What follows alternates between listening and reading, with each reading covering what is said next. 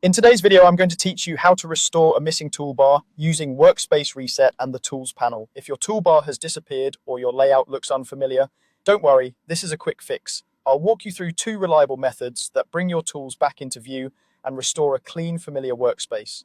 First, let's reset the workspace, which restores the default layout, including the toolbar.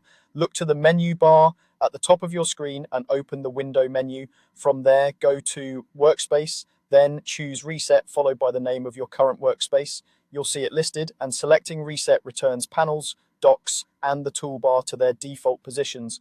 This is often the fastest way to fix a cluttered or missing interface. It doesn't affect your documents or creative settings, it simply rearranges the panels to their original layout. If you've customized your panels before, you can always set them up again after the reset. Think of it as a quick cleanup that gets everything back where you expect it to be. If you prefer a lighter touch, or you just want to make sure the toolbar is specifically turned on, use the Tools panel option. Again, open the window menu at the top. In the list that appears, look for Tools. If there's no check mark next to Tools, click it once to enable it. As soon as it's checked, the toolbar will reappear on your screen. You can drag it to a comfortable spot or dock it along the edge of your workspace to keep it anchored. If Tools is already checked but the toolbar seems off screen, try moving or docking it, or use the workspace reset we just covered to snap everything back into place.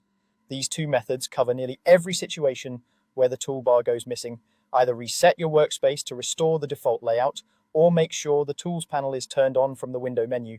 Take your time with each step and feel free to pause the video as you follow along. Once your toolbar is visible again, you'll be back to work with all your tools right at your fingertips. Thanks for watching, and I hope